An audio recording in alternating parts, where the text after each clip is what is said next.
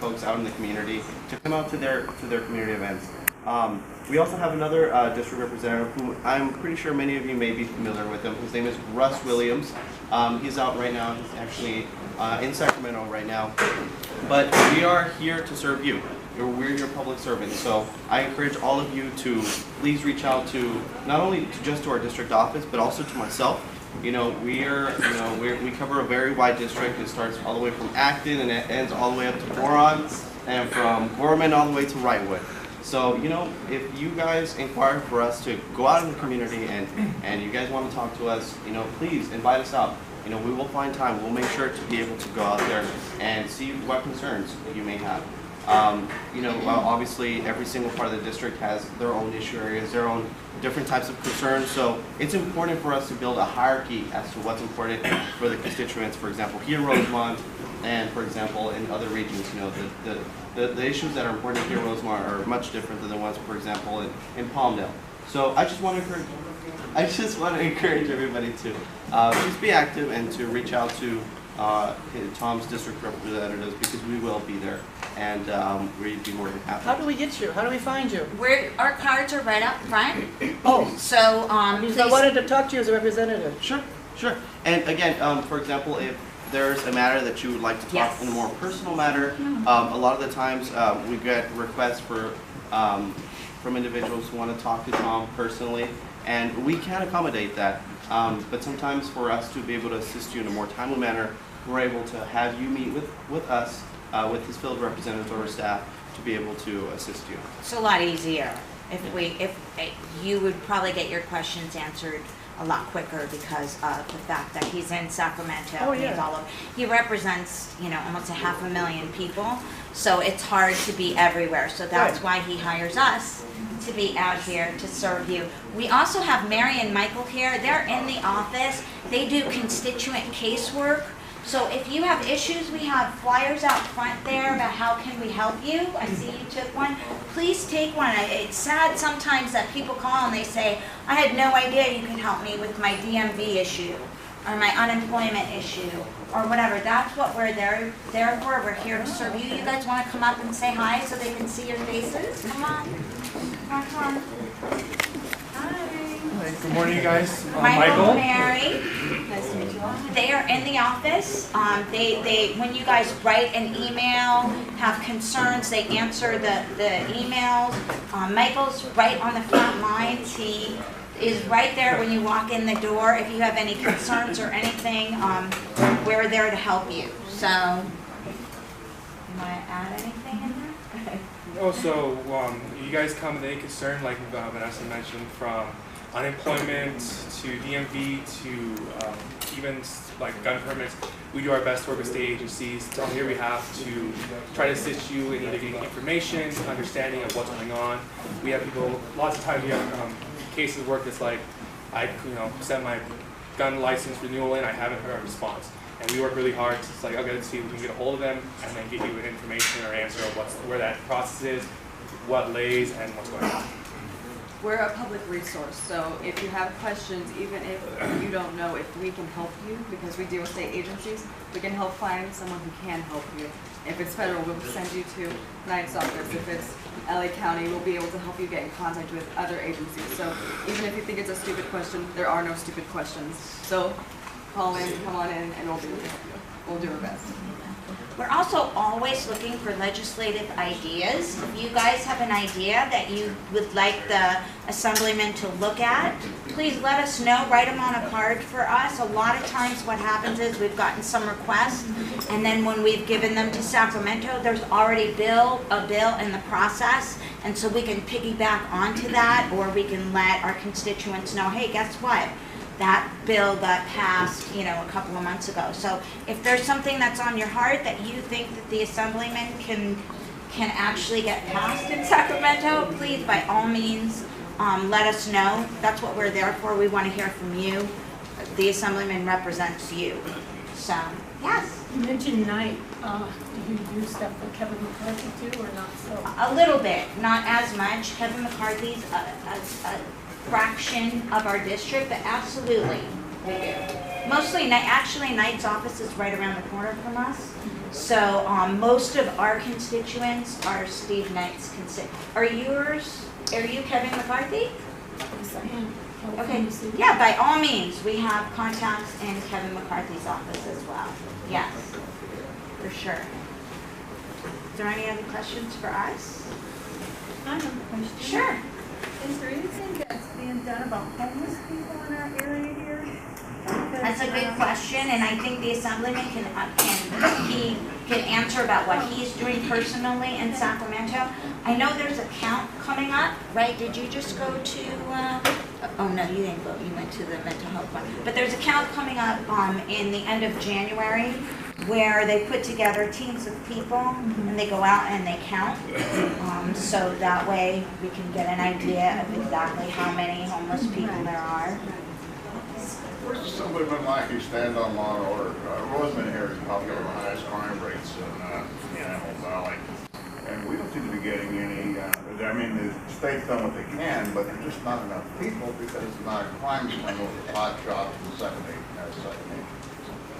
the housing projects and the Section 8 housing. And it's just a lot of crime. I've lived here 30 years. This is worse than percentage. Yet we can't seem to get any more law enforcement. But how does he stand on that? I would like that to be a question that he answers because he can tell you about his background, but I will tell you that when you ask about him, his proudest accomplishments, he will say, is that he's a former CHP, and he'll say that is, you know, what he is most proud of. So on Law and Order, you can't get him any stronger than Tom Lackey. Why do you think anything in the works to help us out? Because we're kind of victim of crime right now. All around the city, pretty much. Yeah, I know that he's working on a few initiatives that are coming up that he'll probably need all of your help in too. Anything will help. Yeah, so he can tell you that when he gets here, which should be pretty soon. But I'm so glad we have delicious donuts and muffins for you while you wait. Any other questions that we can answer? Yes. Well, I think you can see kind of the fabric of who's attending here. You know, we have people in this community, we choose to live here in Roseman. Beautiful. We love living here in Roseman. Police protection, I mean, we support our police, we really do. And of all people, my husband and myself, we had an incident years ago that of all people we probably shouldn't, but we do. We do. We know there are road cops. But we're out where we live, out off Bacchus Road, it is just unbelievable. It is unbelievable what goes on. And we really need this. We need this so. We do. We never, even if, and we've called and I've met with Chip, just the visibility of a police car going by, that's all we really ask for. Yeah. Just so the people that are the lawbreakers, and most of the people here, I know a lot of us write to the Valley Press, and the Valley Press, if you read a lot of the letters to the editor, and I'm one of the ones that write, we're really so supportive of our community. We're taxpayers, we're property owners, and you know what? This is America. My husband puts up his flag every day and takes it down. He's a Vietnam vet. You know, we deserve this. This is our country. And I'm telling you, we want to take it back. Big time. Well,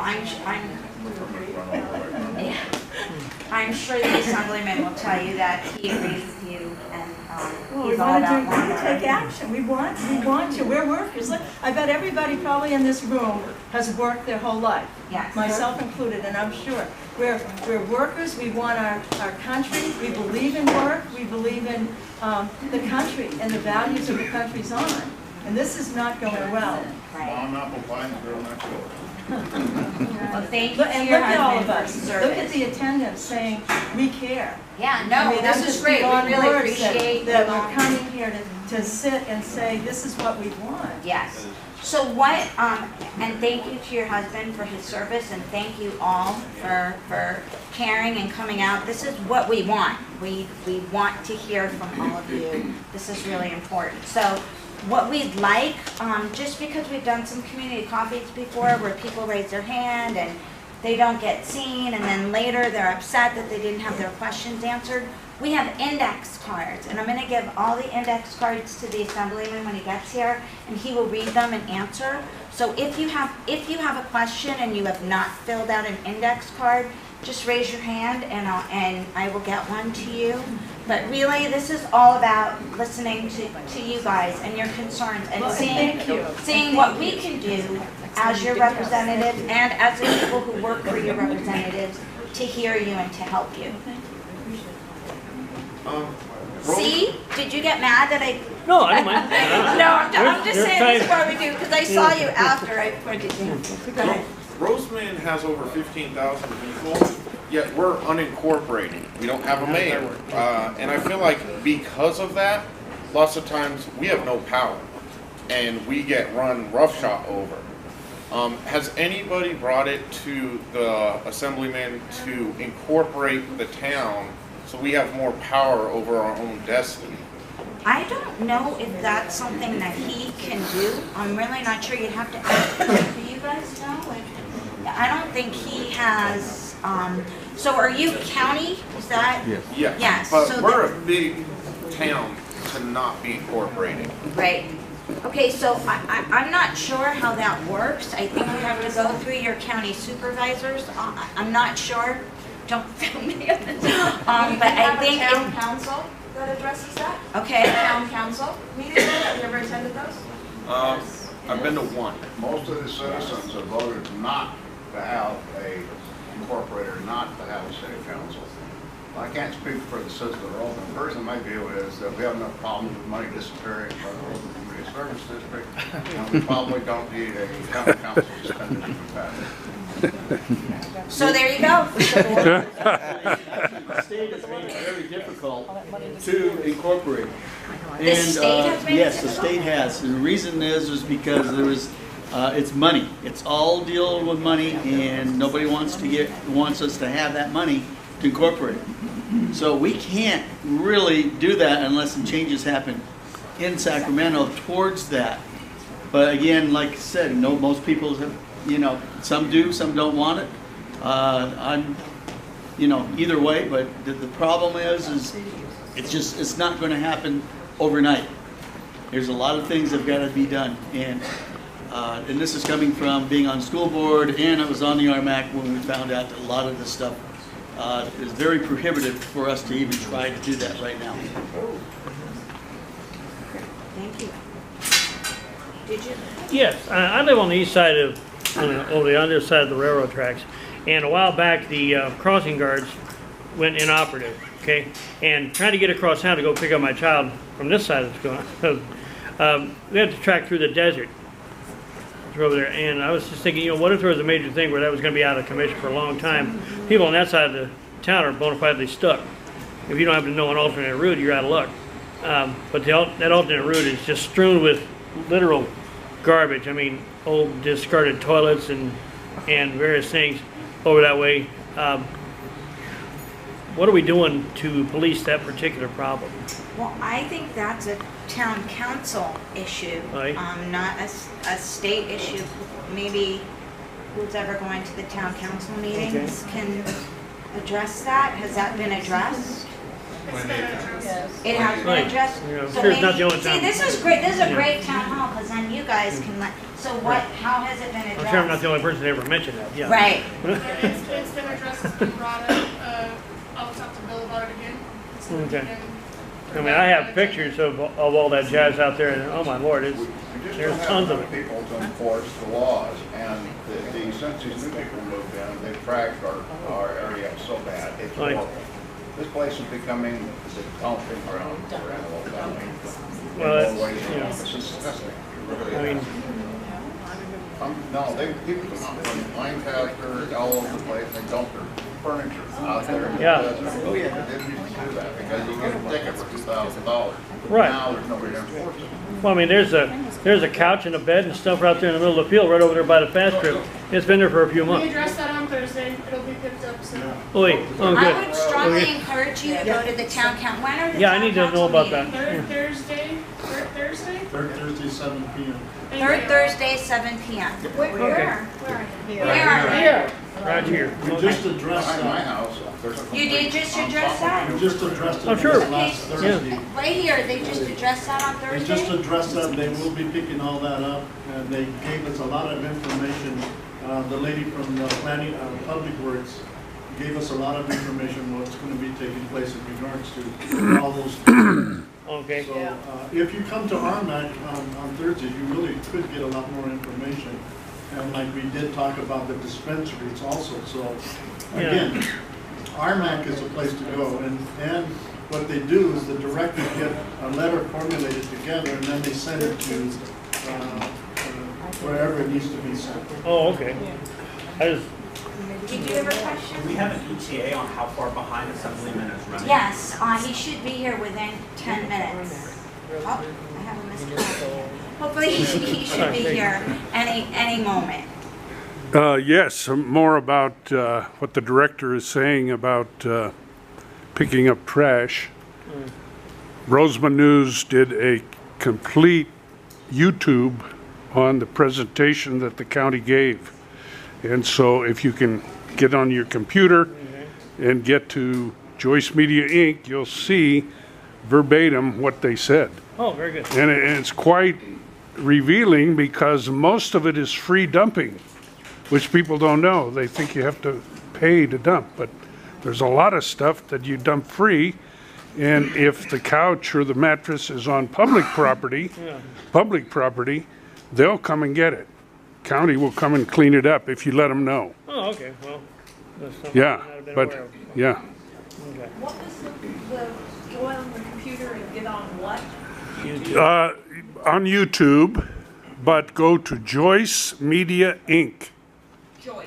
Yes, that's the site, and all of the 2,000 YouTubes that we've put up there are on there. So you can go back to 2008 and hear what people said. Very good. Hi. I don't know if Mr. Lackey can address this, or I see Mr. Williams back here. The school, the new elementary school, is still a traffic nightmare, and traffic is not only running up down Lindauer, it's running up Roseland Boulevard all the way to 20th at a dead stop. That would not be a state issue, but can someone help her? Well, maybe the state should have addressed it when they approved the location of the school. That was addressed Thursday. That was addressed Thursday. Oh, was that addressed Thursday? Okay. They are correcting that. Yes. Okay. So just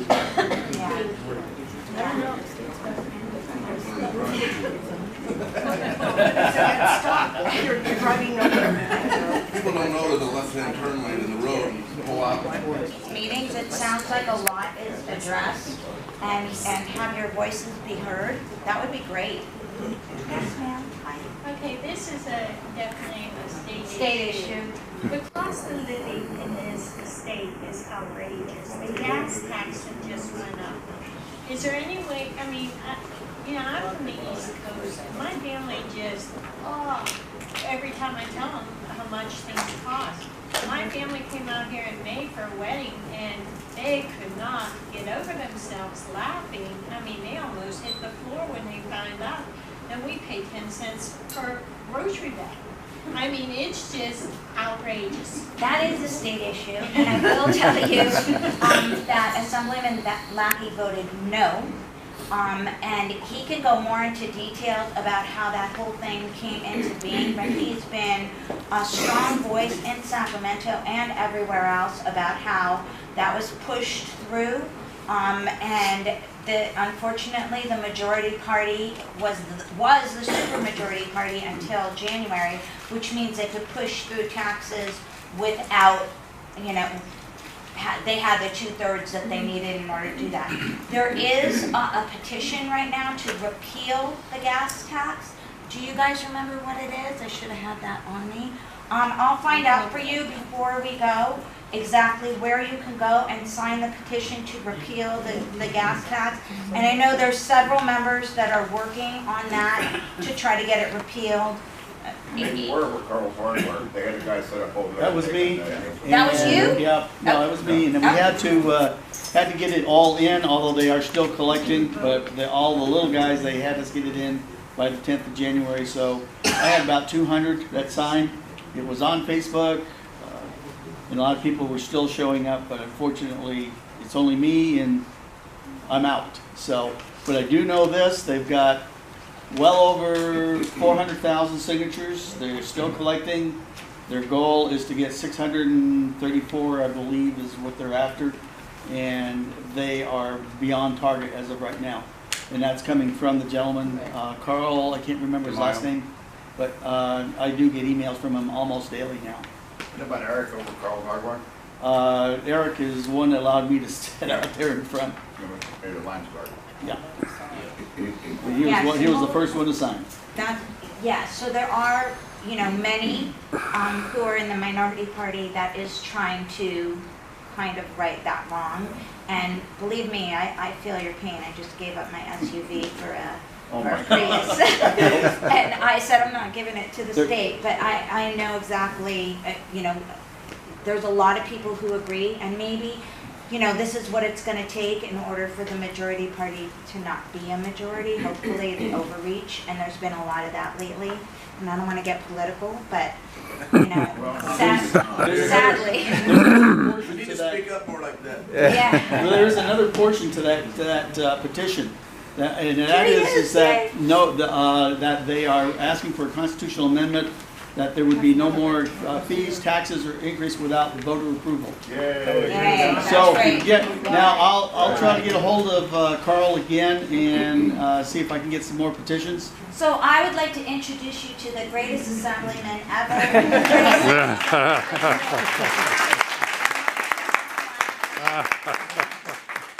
I'm so sorry, everybody. I'm going to give him your notes, and then that way he can read them. Whatever hang-ups wouldn't be normal, huh? And if you have any more, just raise your hands and we'll come and get them. Well, let me begin by apology. I try to respect everybody's time, and I'm deeply sorry that we're getting a late start, but I promise that you won't be left short on your chance to engage or to ask any questions. One of the things I really pride myself in doing is engaging with you. Something that seems to be forgotten, especially at the state and federal level, is that we represent you, not you, we represent, not the other way around. That we need to engage our public. We need to be talking to you. We need to be listening to you. And if we do things that you disagree with, we need to explain to you why we took the position that we did. And I think that meaningful engagement, no matter whether you're more a left thinker or more a right thinker, we need to focus on what aligns us and what things that we share instead of what things that make us different, because it seems that we're driving each other further apart, and I think we're weaker as a country. We're weaker as a community when we act that way. So trying to have a little synthesis going on instead of polarizing. We live in the greatest state in the country, in my opinion. I live here, and I've lived in other states, and they have great things about them too. But one of the things that I find a little bit frustrating is I think our public policy is not making us the great state that we deserve to be. I think public policy is kind of moving in a direction that's a bit discouraging to me. Cost of living is going much higher than it should, because when public policy drives the cost of living, then we should reevaluate our public policy. Because why does public policy exist? It exists to help us. And that's what it should be doing, and I think it might be having the adverse effect. And so what we're trying to do as a legislature is try to make our lives better. And how we arrive at there is very debatable. And so the debate, I just greatly appreciate the chance to be in this arena, because I was raised in Boron, everybody. I don't know if everybody knows where Boron is, but it's even smaller than Roseman. Yeah. So I think that helped give me perspective, though, that's helpful. because we're all the sub-product of our life experiences, no matter who you are. And so everybody thinks that that's real life, and that's how they shape their public policy. And now we have the people who are from the urban environment that outnumber those of us who are from a non-urban area, and they're the ones crafting public policy. And so therein lies the real challenge, is we need to try to focus on the things that we share in common, but yet make us distinctive.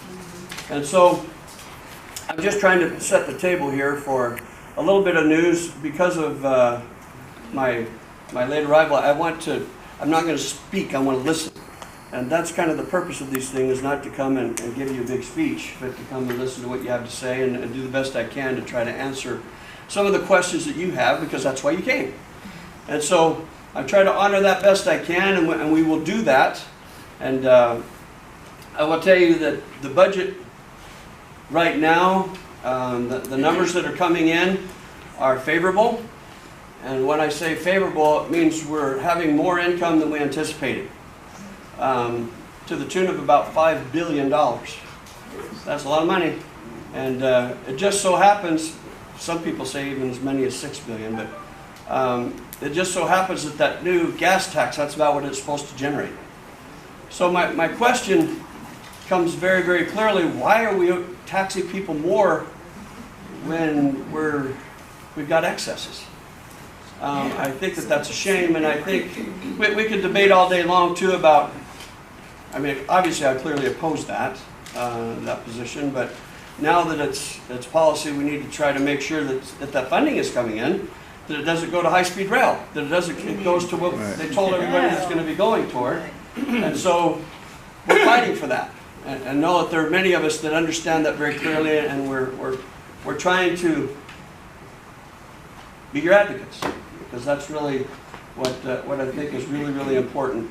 And we've done enough of these community coffees. This is probably about our 15th one since I've been elected. And we think that the card thing is probably the best way, because I used to use raised hands, and we did the line, and those have very unique challenges associated with them. So please bear with me. I'll do the best I can to decipher your question and to answer it appropriately. But anyways, back to this budget thing. It's going to be an interesting engagement, but I'm very, very thankful that we're not in deficits, because that means cuts, and that means they want to tax us more, and all the above. It just becomes more and more difficult. So it's a great difficulty to have when you have excesses. And one thing I'm thankful for is this governor wants to put some of that money away. That's very, very unusual. I'm thankful for that. Many leaders in his party disagree with that. And so we're going to actually have a hearty discussion, and we'll try to engage best we can, because there is an argument on the other side that, you know, we have a lot of needs, a lot of demands, but I don't know that necessarily government, solely government is always the best remedy. So I'm going to start with the questions, and know that I'm very honored to have this experience representing 500,000 people. Is just something that's mind-boggling. This will be my 4th year, and it's hard for me to believe that I'm actually there. So, thank you. But it's a sign. I'm trying to give you optimism, because there's so many things to be pessimistic about and frustrated over. Ladies and gentlemen, if Tom Lackey can represent 500,000 people, our system still is okay. Because I'm not wealthy, and I'm not a typical high-level elected official, right? I'm very, very thankful for my life experiences, and because I think what it does is it gives me a very clear vision of how life can be really, really successful. And anyways, enough said on that. I'm going to start with some of these questions here. Okay. It says, FEMA says, even though we pay a significant amount every year, we are not paying our fair share. What can I do about this? FEMA is the emergency organization it's a federal organization, but it deals with disasters, right? I mean, we out here in the desert, probably our greatest threat, disaster-wise, are earthquakes and fires. And they become very, very difficult. And the best thing you could do, everybody, is not rely on the government, as well as I can tell you on that front. Certainly government is there to help us and guide us and direct us and support us. But please know that the government is huge. And the higher up you go, the longer it takes to get anything accomplished, because there's bureaucracy and there's layers and layers and layers of communication. It becomes very frustrating to deal with. That's just reality. And so when it comes to natural disasters, just, you know, all I can say is do the best you can to save and have a plan. Have a plan in place if there is the big earthquake. Have this discussion with those who live in your household. How are we going to deal with this? What should we do? I mean, do we have a place that we can go and stay? Our family can go and share occupancy with somebody that lives nearby? Are there, do we have food storage in case power goes out for a long time? Do we have a generator, or do we have another alternative plan to try to deal with these disasters? That's the best suggestion I can give you folks, because those are the big earthquake that I've been talking about my whole life will come. I hope I'm gone when that happens, because it's going to be a very difficult time for all of us. And so, yeah, FEMA is a good organization that's there to supplement and give direction and guidance and support, but please have a plan yourself, otherwise frustration will be exacerbated for everybody. Okay?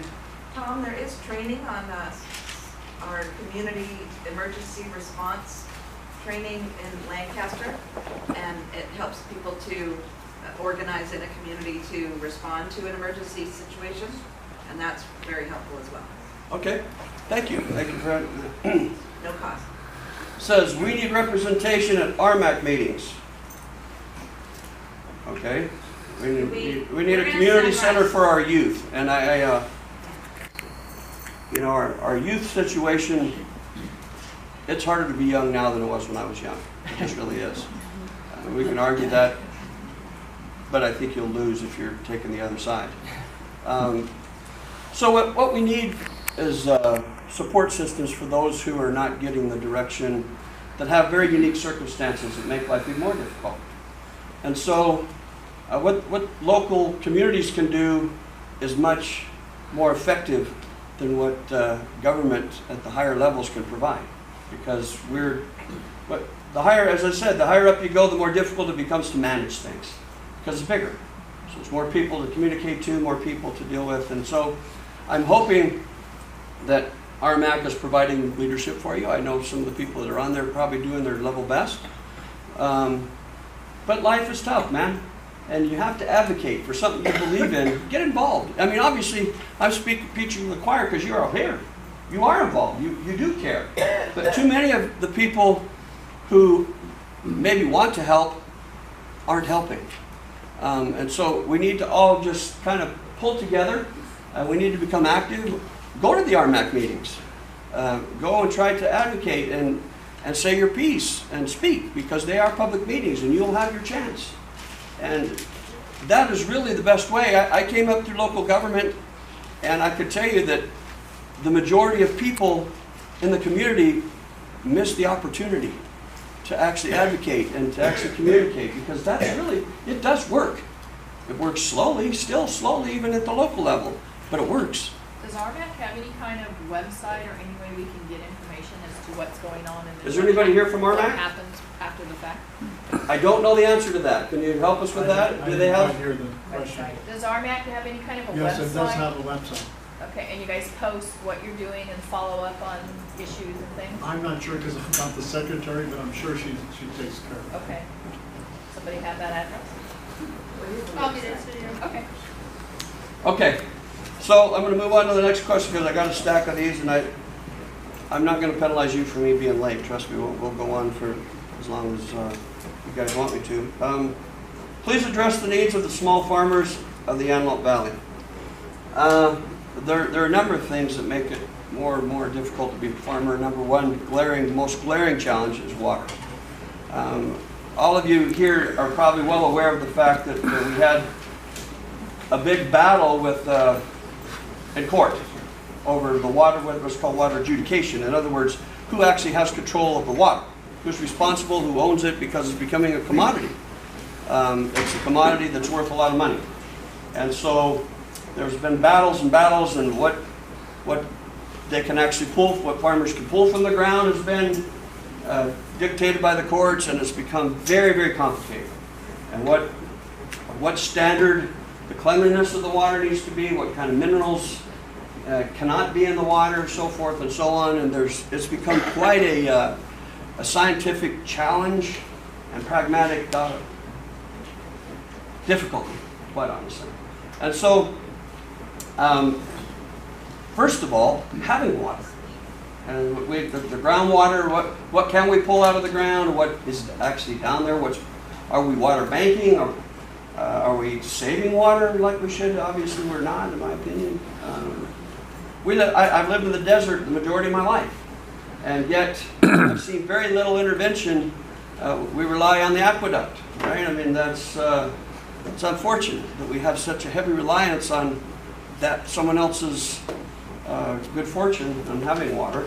But what happens if that gets cut off? What happens if we have an earthquake that, you know, disallows us to access that water? We need to be doing the things to save our water and recycling water. There are great opportunities. We could spend an hour just talking about this very problem.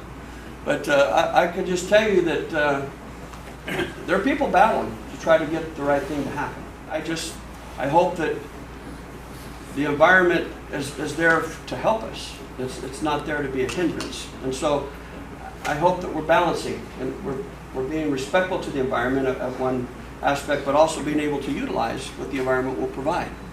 And there's a great debate there to have, and that debate is very ongoing, and right now the environmental side is the strongest part of that argument. So we're trying to do the best we can at the state level, and your local people are fighting really hard. They've actually been up because some of the mineral standards are a bit stringent, unnecessarily so in the minds of many of us. And so no one wants dirty water. Everybody deserves clean water because we don't need additional health problems because of the water we drink. And so, but what does that mean? There's the great debate there. And so those are the challenges, the cleanliness of the water and the availability of the water. I would really hope that, you know, when we passed the water bond a few years ago, we were promised that there would be a significant portion of that money that's generated would be spent towards water banking, both above ground, below ground. There's technology now that you don't even have to build big dams. You just find places where the water percolates and it goes into the ground, and they're able to save it and not tap into that water and use it as a reservoir. But there's environmental concerns there too. So, yes, ma'am. I have a question regarding that, because as a well owner and property owner, I have a lot of concerns when they're using my aquifer to store water, and they're supposed to not take out more than they have put in. But if they do take out more than they put in, they, being whoever they are they going to take my water that I run my well and supply my property with? It's a big concern for a lot of property owners here. Well, see, you're posing, so you're opening the debate. Yes. You can see right now that it's not as simple as you would think. It becomes a very difficult issue to manage, and we're trying to manage it. But the good news is, hopefully some action's being taken, right? At least we're talking about it. For years, we didn't even talk. We just kind of ignored it. As long as the faucet comes on, we turn everything on, everybody seems to be okay. Well, someday, I mean, there are places in this state where they had to have water trailered in to their community. They had no plumbing, nothing, no water, zero, zip, nada. And that's a crisis, folks. It's a very serious crisis. We have to have water to survive. It is that serious. And we darn well better be doing everything we can to address these issues. And I think we're on the right path anyways. So let's just say your prayers, if those of you who believe like I do. Kern County homeless count says we had 1 homeless person in Roseman, 50% reduction from 2. Okay, let's talk about homelessness really quickly. Yes. That's me. I actually had a small group of community members who were interested in opening a homeless shelter in Roseman to try to help people get the support they need to get treatment for mental illness, to get a place to live rather than living on the street. And that homeless count in 2017, I actually volunteered to participate, but there was no homeless count. I was never contacted. I emailed, I phoned, I websited numerous times trying to participate, nothing. And if they think that there is only 1 homeless person in Roseman, they are not doing an accurate homeless count. Yeah. And we communicated with United Way in Bakersfield, who is part of running the count for Kern County. I know the LA County homeless count has increased considerably. I don't think everybody that was homeless left Roseman and went to Lancaster.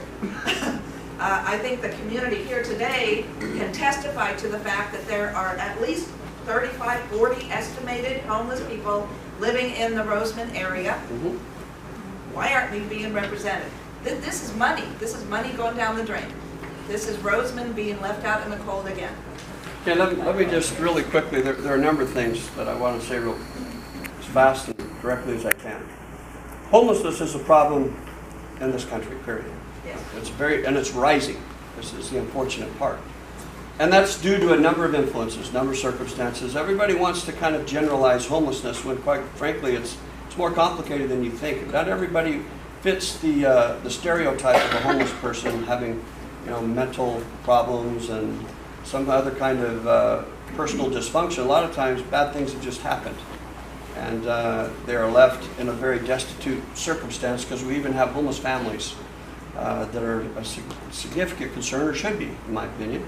And so, part of the frustration too is we have people, the federal money that's assigned to address homelessness is managed through counties. So counties have it's kind of like the Section 8 program and the other programs. It's federal money, but it's managed by counties. And so, same is true with the homelessness situation. And I've personally supported a number of measures to try to help that situation, because the amount of money, for example, in LA County, which is not very far away, that's allotted to our community out here is at an unbelievable imbalance. Our numbers support way more funding than we're actually getting. And so myself and Senator Wilk worked to try to get an audit to prove that very point. And it's going to be very, very eye-opening. And hopefully it's going to move the ball so that we start getting some funding in that direction. But let me just tell you, the county problem needs to be handled through your county, and you're doing the right thing by bringing awareness to their attention. And but I think that government has got to be part of the solution, but not the solution. We have faith-based organizations, we have nonprofit organizations, we have community members that actually should be part of the discussion piece, because if we don't wrap our arms around it, prevention is really the key, but sometimes it's not. That's not realistic either. It's a very complex problem, and one of the states that actually is having success in addressing it was Utah. And I just returned from a trip in Utah, and we discussed how they're having success with their program, and we're trying to take some of those lessons learned from their state and trying to implement them here. But it is a very serious problem, but until we admit the problem and the degree of the problem, we're not going to have good solutions. So I think we're finally realizing this is something we got to do a better job toward, and it takes everybody. Yes? I just want to share with the group here that I do work with a nonprofit that helps homeless, mentally ill people and others that are not homeless. I want to share that Assemblyman Lackey, I have met with him in his office and talked to him about bills for helping mentally ill people, funding mental health services. And he got a 10 out of 10 that he voted for helping get treatment for people that have mental illness and providing funding to take care of getting people off the streets and helping these people with their health. I commend you so much for that. I also traveled to Sacramento and surprised Assemblyman Lackey in Sacramento in his office and asked him to come down to a meeting we were holding in front of the Capitol on mental health. And he left his office, he came down, he met his constituents from Antelope Valley, he talked to them, visited with them, and I'm just, I love you. Hey, that was not a PSA. Yes, sir, and then we got to move on. I got a pretty good staff. I have a little problem with what you're saying. I am really tired as a taxpayer of everybody's little social problem, which is their pet project, homeless, mentally ill, whatever. It ends up, I'm putting the bill for it. Welfare, illegal aliens. I'm tired of being taxed. Well, I don't think anybody here enjoys paying taxes. And I will tell you that here's the problem with homelessness. If we don't manage it properly, we become victims. We become victims in another way because those people become desperate and they become engaged in criminal conduct, and sometimes leads to violence, sometimes leads, so there's other problems. And so it's not just that, it's not a cradle to grave mentality, other than it, there are certain people that just need help, folks. I mean, that's just reality. And that's what I think government should be helping us with. Supplement and to be a support network, to be part of the support network, not the support, but part of it. And I think that if we dismiss the things that are really, really important, then we're making a mistake. And so I believe that there is a good, genuine, it needs to be balanced. How you get that is through debate and through good intentions. So I'm going to move on to the next thing, and I guarantee you this will be a concern by most in this room. Roseman has the most marijuana shops in the county. How did that happen? How can we eliminate it? Okay, let's talk about this for a second, because believe it or not, I'm in a very unique position on this matter. For those of you who don't know, I was 28 years with the California Highway Patrol. That was my career. And just a few short years ago, I debated against medicinal marijuana even, because I thought it was a backdoor to recreational, and it was. Okay, but let me tell you something else. I had a life experience, as I said, we're all the subproduct of our life experiences, right? Well, a partner friend of mine, his wife, is in her third battle with cancer. And she actually, her physician said that she needed cannabis to help her get through. It wasn't necessarily the condition, it was the medication that was providing her assistance to. And her only remedy to help her through this was cannabis. And so she got this prescription, and she went into a dispensary, and she said that I felt like a criminal. Everybody that was in there seemed very questionable. I didn't feel like I was in a pharmacy at all. And she felt dirty. She said she felt wrong, and but she took it because she had to. Her condition was that serious. And guess what? It worked, and it helped, and it was the only option she had. She's alive today, and because this is her third bout, hopefully she doesn't have a fourth. But that changed me, because I really thought that was a ruse. I really didn't think that it had medicinal. But when it hits you, and this is a law enforcement, conservative-minded person who's changed. That changed me. There are people who need that product. Maybe it's not a huge swath of people, but it should be available. It should have a delivery system that's not like that, because the black market has overtaken this industry because we let it. Quite honestly, 20 years ago, they said the Compassionate, whatever they called it, CARE Act, and it legalized medicinal marijuana. But then the state just didn't do anything after that. They didn't try to regulate it. They didn't try to pay attention. And guess who? The people who are very good at dispensing these things got involved. And for those of you who think that those who are in this industry look like zigzag, you're wrong.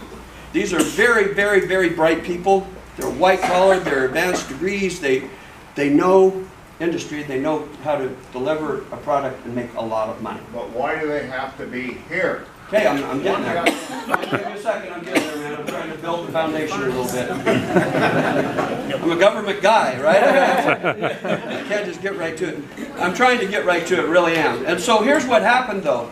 We had law enforcement was put in an awkward position because they said it's legal, but it's not legal. It's, well, how do we make the distinction? And so there's been this big blurry line as to what the rules are. Well, as of January 2018, I was part of the group that actually formed the rules. There were 5 of us. And we now have very clear rules of what it takes to operate a business legally. And I got news for you. Every dispensary here in Roseman is operating illegally. And so here's the other piece. Now, we just got to figure out, because law enforcement now has clear guidelines of what's legal and what's not legal. Now we just need the enforcement side to understand how to carry out this enforcement. And I'm working on that right now, folks. I'm working very diligently to make sure, because we should have had this already in place. But what happens is Prop 64 came way before we needed it to. We needed to have a structure in place to prevent the bad side, because you can either support one or the other. You're supporting either the black market by not supporting these or trying to be legal. Because the demand is here, the people have said it's legal for adults. So you're either on one side or the other. It is this simple.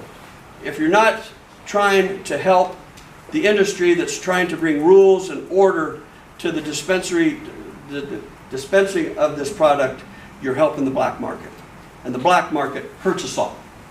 They don't care about people, they don't care about the outcomes, all they care about is income. And so that's a very bad scenario. And what we're trying to do, those of us who believe in rules and order, we're trying to get that in place. And we're trying to get the enforcement to couple the rules. Because if you have rules with no enforcement, they're suggestions.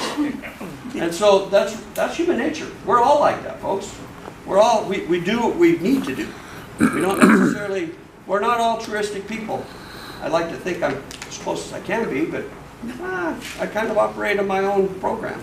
I think we all are kind of that way. So I guess what I'm trying to tell you is it's going to get better. And how soon? I can't tell you, because I don't have a crystal ball. But we're working in that direction to try to make a workable system so we can get rid of this riprap. We can get rid of the negative stuff that comes with the situation that we have now, because everybody knows that it's not workable. There's reasons why communities and counties have said they don't want dispensaries. It's because there's been no confidence, and it's because it's run by the wrong people. What about people that don't have rules? Handling it? I'm sorry? Pharmacies dispensing medical marijuana. Okay, because there's a great debate still from the medical profession. There's still, it's political. It's quite honestly, it's the federal government versus people that have different viewpoints. And I could have an hour just discussion about this particular topic. And I'm the only Republican working on this, folks, and because people in my party have a view of marijuana that was similar to mine, but we've got to work together. We've got to figure this out. And we can't just say no, because the public has said yes. And so we've got to figure out a way, the most manageable way possible, to make this thing be less damaging, if nothing else. And I'm also trying to work on the impairment side, because we have greater consumption, which means we have more impaired people, which means we have unnecessary tragedy. And so I've been trying to do that from the very beginning, from the day I got elected. That's my responsibility, because my life experience tells me this is bad stuff. Impairing driving is tragic. I've been in people's homes and told them their loved one's not coming home. And so I know the realities. I'm not just reading about it. I've been in the living rooms, and it's horrible. And I'm doing everything we can to move in the right direction. So bottom line, what I'm trying to tell you, please be patient. It's not a perfect world, but we are trying to make it better. And I really, genuinely, I'm looking you in the face and I'm telling you it will get better. just not fast enough, because it should happen tomorrow. How about It ain't happening tomorrow. Yes? Education, educate the people about it. Let them know. Huge. I mean, that's what I think a lot of conflict is because people have lack of education. We're working on it. We're working on trying to get commercials because we're using social media. We're doing all these things to find it. And guess who's partnering with us? Industry. The legitimate people that want to deliver this product are the ones that are spending the money. You think the black market's paying a nickel, you're wrong. We're trying to educate people because that will save lives. And you know, that's clearly the right answer. Yeah. But how do you do that? How do you get people to listen? And then when they listen, to not laugh? In the mid-'80s, people were still laughing about drunk driving. They were. Comedians would laugh and it would be part of skits. You don't see that anymore. And why? Because life experiences. Everybody knows somebody now that was impacted negatively by a tragedy associated with that. And we've had education plans. We've had all these public efforts to try to remedy that, and it's much, much better than it's ever been. And we've got to do the same thing now with intoxicants, and we have prescription. I mean, we could spend, and there's so many important things to talk about. And this is clearly one of them, and you guys are probably impacted by this dispensary more concentrated any place in this entire country. It's really, really big here, and I'm so sorry about that. But we're working on it. We really are. And I think I could say with confidence that you'll be happier by the time this time next year. Something has got to be much better. Yes, sir. I just want to say thank you for working on it. This summer we could not use our air conditioning in our apartments for probably likely over half of the summer because all of our neighbors smoked it and it would come in our vents. And I have a 2-year-old and 3-year-old and I had to go half of the summer without it because, and it's not because it was legitimate or medical, it's because they were able to get their hands on it and it's the lack of regulation. Right. So I just wanted to say thank you for working on it. Well, thank you. I have the same thing. Like, I've lived here. I have friends who did not smoke pot, ever. And once all this opened up, they are complete potheads now. And I have family that has happened to. You and me see this issue the same way.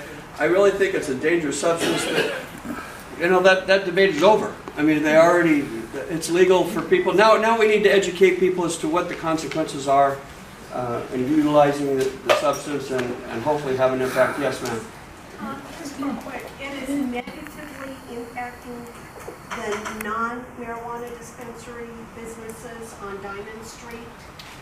You go and you talk to those businesses and what they are down in sales and in their business because people will not go down Diamond Street.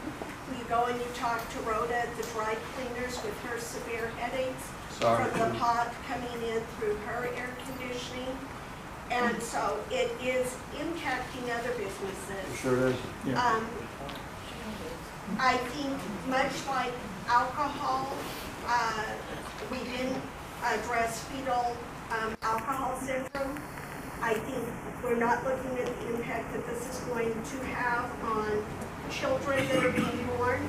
And I don't think we're looking at the marijuana usage in the home where when you knock on the door and out comes a cloud of marijuana smoke and there are 4 or 5 kids in the house breathing secondhand smoke. We don't allow children to breathe secondhand cigarette smoke. We frown upon that, but we don't frown upon that with marijuana. Well, what we're doing right now is we're making a big, when I say we, there's myself and a couple other legislators, they're working really tirelessly on trying to get the law enforcement community to come together to, first of all, tell them these are what these people are supposed to have in place, and if they don't, what actions could be taken? Because we need action, man. What we need is these people to be fearful, because right now they've been operating with no interference, no consequences. And so this needs to happen sooner rather than later, and we're trying to make that happen. I'm pushing as hard as I can and actually having some success. So one more, and then I've got to go on to the next card. Yes, ma'am, you haven't spoken. With those businesses being affected by losing business because of the pot shops, I have spoken to every business here in town personally myself. They have made more with the pot shops being here. If you actually go in and ask them their revenue, I've asked them about their revenue versus 5 years ago, 3 years ago, and now.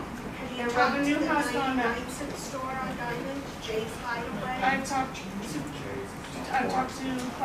to Jay's, Astrid, Wayside, I mean, the list, it's about 20 businesses I've spoken to personally, and every one of them said yes, it has affected them, but they are not seeing a loss in revenue because of it. Okay, here's what I would ask you to do.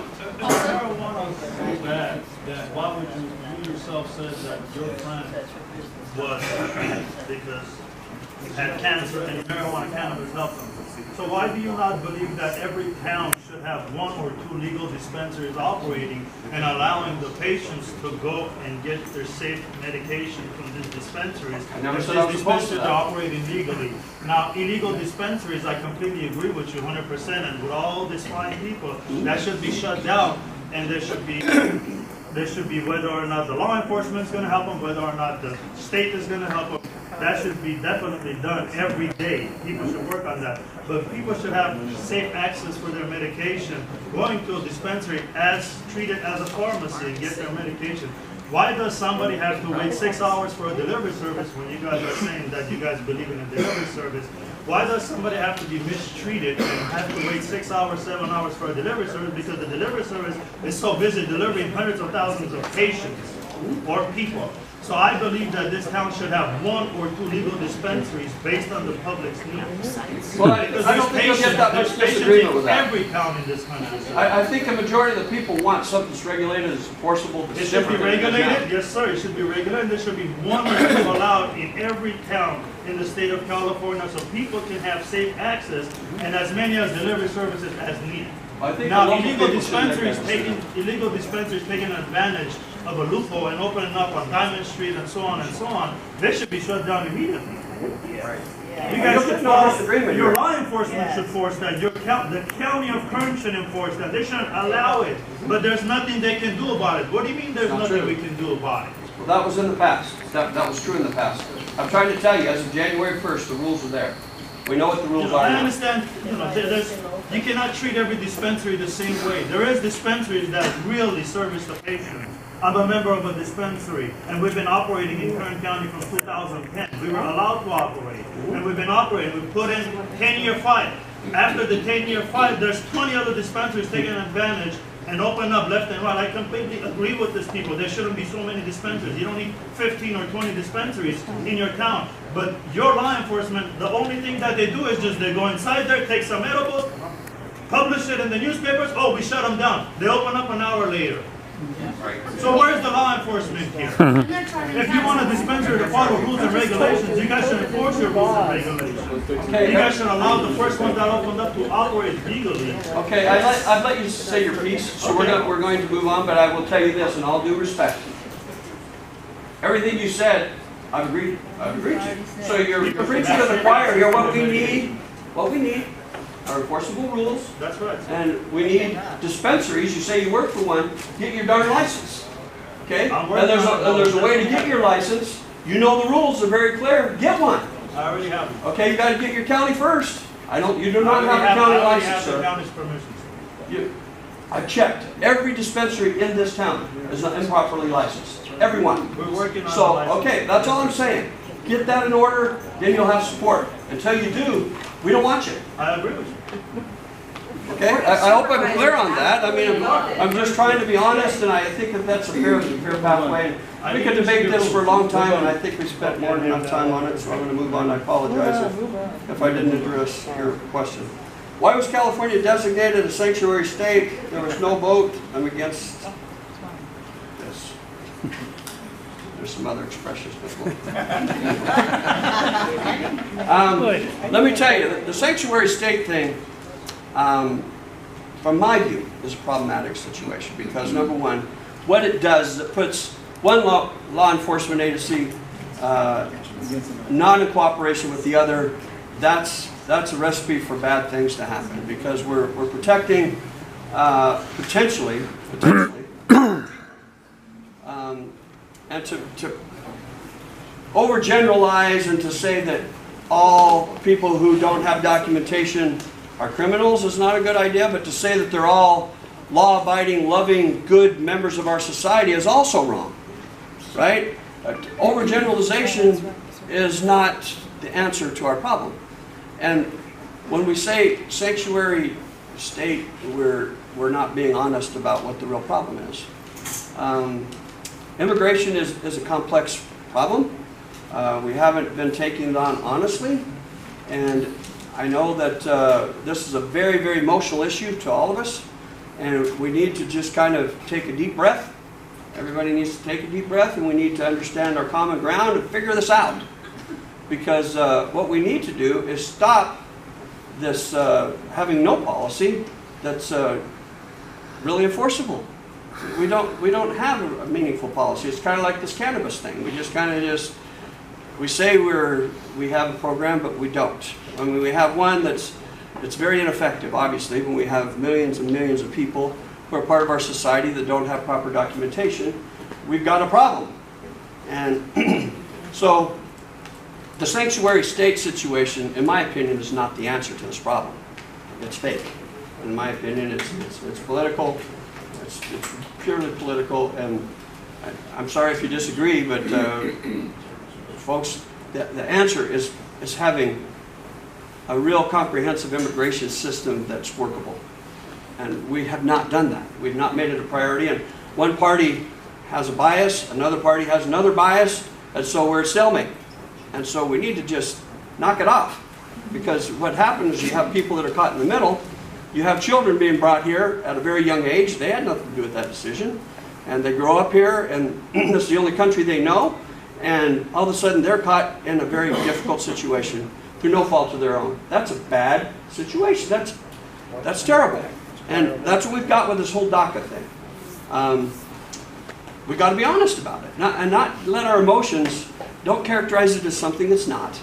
And we use terms that get in the way of us having reasonable solutions. So, yeah, I think I've said enough about, I'm not a supporter of the sanctuary state because it's not an answer to the real problem.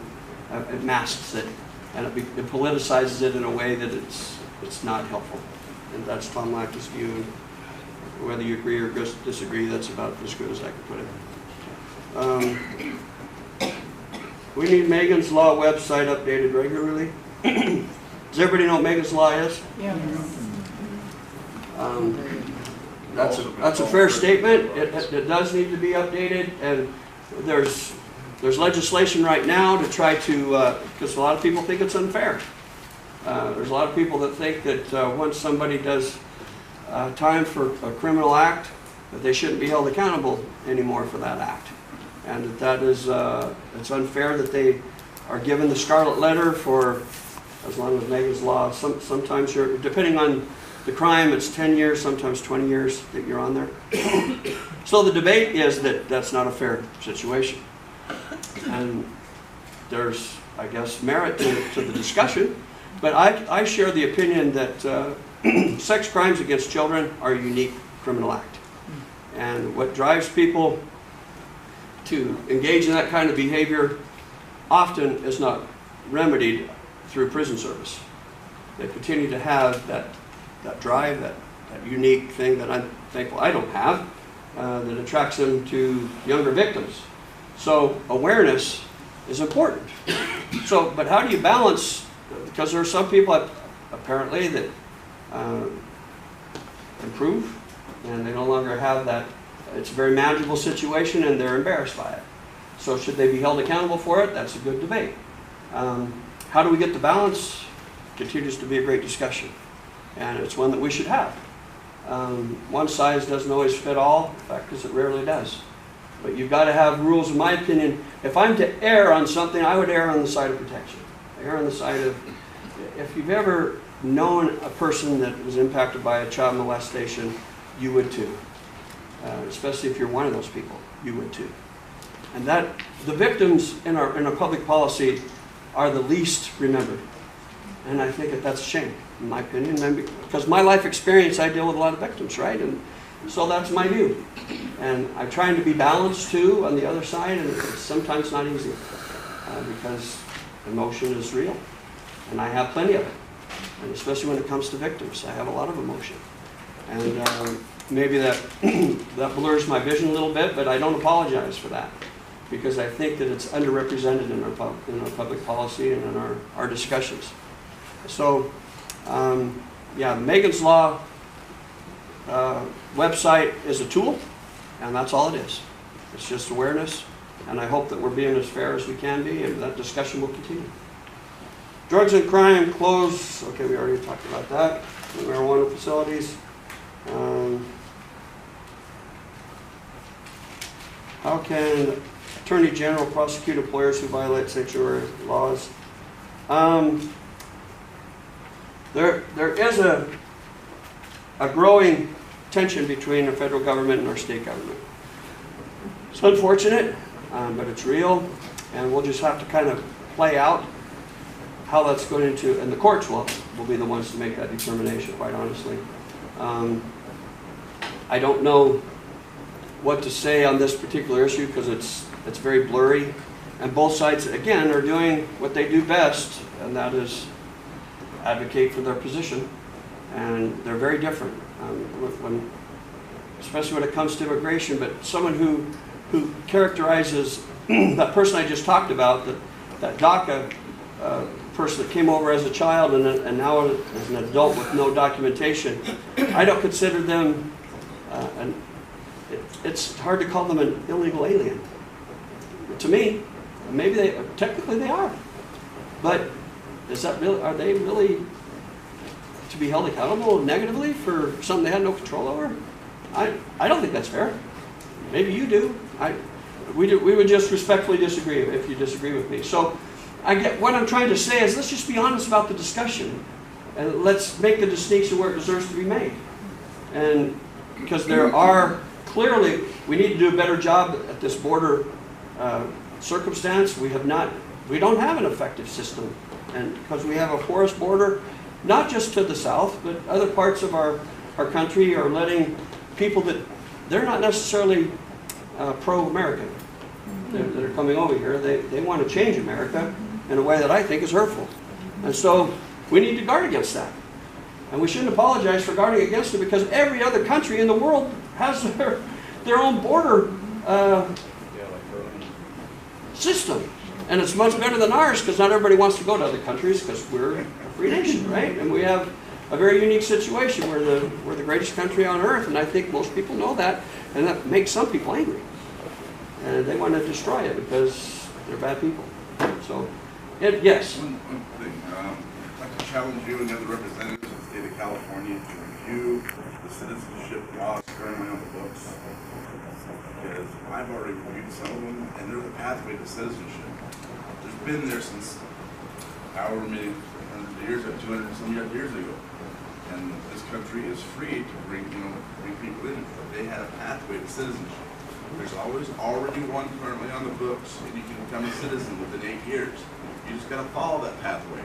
And if people come across the border and don't follow that pathway, send them back. Exactly. Well, I will tell you that there's truth in what you say, but there's also misleading facts in what you just said. Because I'm not here to debate the issue. I'm just here to discuss it. Okay? I want this to be a very calm meeting because no, this is a big issue. So, and I understand that, and I respect it. But I will tell you that citizenship needs to become more accessible to those who we want here.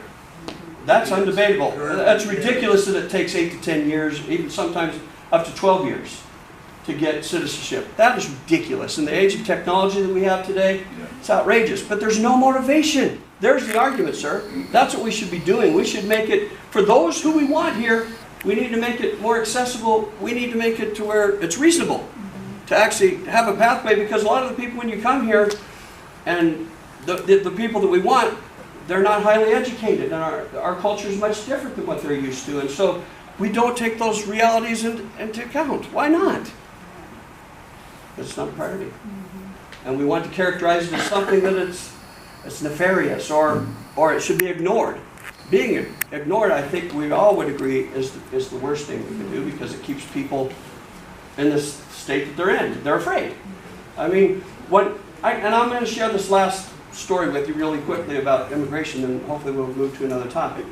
I pull people over as a highway patrolman, and I would, for a very non-threatening circumstance, and I would approach the car, with a family, and you should see the terror in kids' eyes. Terror. Because they think, because I work for the government, I'm now going to divide their family. Because this is the only country they know, but they knew that their parents didn't have documentation, and they knew that that's wrong. That's wrong that they're living in that much fear every day. In my opinion, it's wrong, because we should either tell them, you can't stay here, or we should welcome them. And not have this big nefarious, well, if you get caught, maybe we'll do something, maybe we won't, maybe. That's a bad system. But why aren't they checking that pathway? Why aren't they going to the government and asking for that? Why are they don't? A lot of them don't know how.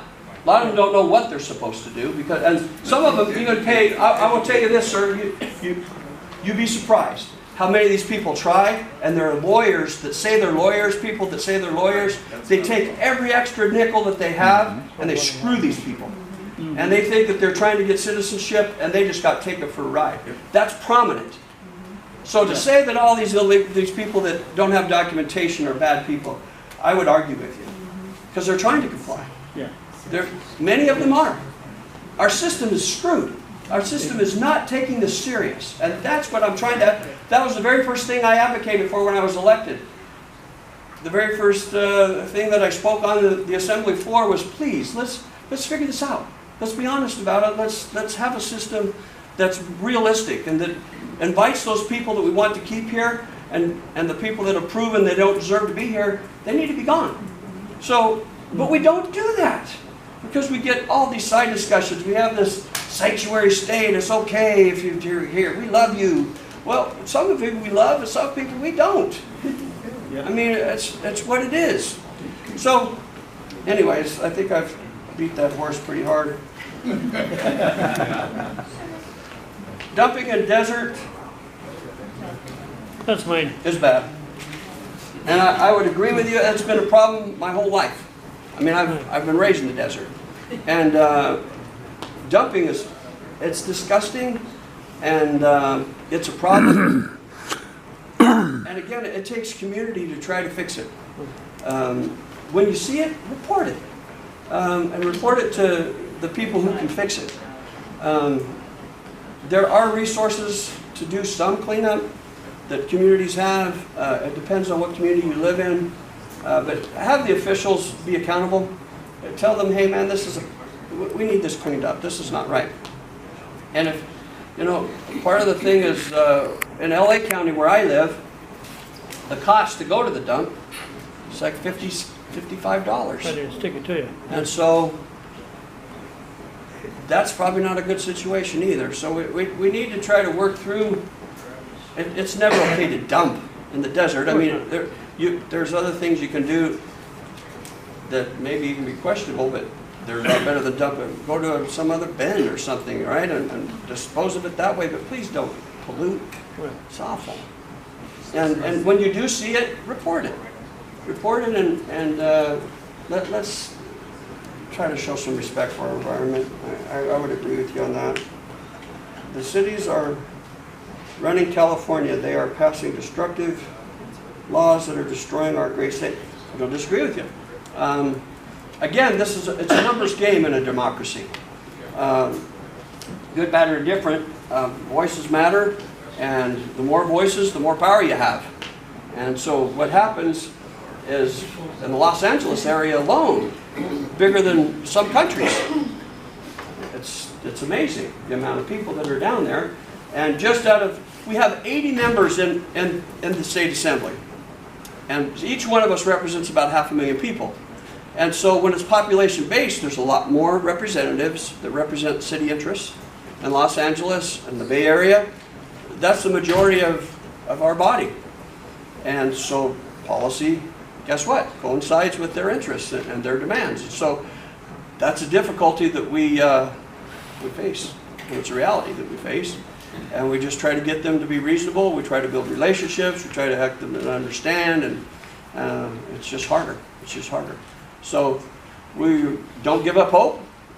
Just be loud a voice as you can, and use your active participation. Become active. And let's work on this together, because if we work on it together, we can still enjoy some success. About dividing the state like you're talking about. Pardon me? About dividing the state like you're talking about. Of the new California? No. Yeah, that's, We can't get a decent representation from what we have now. Thank you, sir. I apologize for that, I really do. That's not normal behavior by me, and so I do apologize. It was a unique situation this morning, and all I can say is I'm sorry. But it builds my confidence when I see that there's people that will be willing to get up on a Saturday, come and discuss what's frustrating. And I'm telling you, I'm having this experience all over this district. People will show up. We just have to communicate to you and give you the opportunity to come and engage and discuss these problems. And I know it's easy to become cynical. It really is. It's hard to believe that you really can have any kind of difference. This guy's just showing up because he wants to have a name, you know, be able to say how great he is. And some people, maybe that's true. But I can tell you that it's not why I do it. And I'm very, very thankful, and I'm encouraged. It makes me a better legislator because I know people are paying attention. And because when you're not paid attention to, you're likely to act differently. We're all like that. When people are watching you, you act a little different. And the same is true with elected officials. Hold us accountable, man. Make us answer your questions. Make us talk to you. Because if we're really worth what we say we're worth, then that's our obligation. It's our duty to actually interact with you. Even talk about the difficult things that, if I know that you're a left-thinking person, I should be the same person. I shouldn't talk differently. I should say, okay, we just disagreed, man. This is an issue. I still care about you. I still care about I don't dislike you. I think that you're misguided on this, just like you think I'm misguided. But let's not say that you're the problem just because you disagree, because that's what we're doing. And it's really bad. It's bad behavior on all of our parts if we're doing that. If we're thinking less of someone just because they think different. It's like disliking somebody because they go to a different church. It's the same thing. That's terrible. That's not what makes this country strong. We pride ourselves in being a diverse country. We were an experiment. You know, everybody came because it's free here. And I don't mean that financially. Some people want it that way, but it can't be that way. But that's a whole other discussion. But anyways, what I'm trying to say is, everybody, please continue to be active. Please continue to pay attention. Please continue to engage. Call my office if you have a question. I have great staff. They were here on time. You can see they're better than me. But we really try to care. We try to be the human person that you expect us to be. And we're not caught up in this minimal amount of performance, because you get that a lot from people in all walks of life. And it's just, we have a duty to try to set the example. We really are trying genuinely to do that. And you are too. You're setting the example because you're here. So thank you for doing that, and I want to acknowledge that. And I want you to know that these issues are being worked on. And sometimes I feel like my plate is... A lot of people think this is that they have all the answers when they go back to that place, just because they got votes. They think that makes them smarter. They think it makes them better. I don't. I know the reality. I know that I'm only elected because I let a lot of people that help me. And some of you voted for me in here. And so you're the ones that I'm accountable to. I'm here because you allowed me to be here. And I have a duty to try to make the decisions that reflect what is best for all of us. Sometimes that's really hard. When you have someone that's over here, a large group, and someone that's over here, and they're almost 50-50, and they believe very significantly different, and how you represent those people, that's hard. Because I really do care. I don't think I have all the answers. I've actually changed my mind on a couple of things. I think Winston Churchill said it right when he said that those who don't change their mind never change anything. That's really profound, folks. I didn't believe that as a young person. I thought, you change your mind, you're weak. No, it takes more guts to change your mind and to say the other team has a better idea. That takes guts. And I try to have guts. I try, and all I can do give you is my best, and it's an honor to try.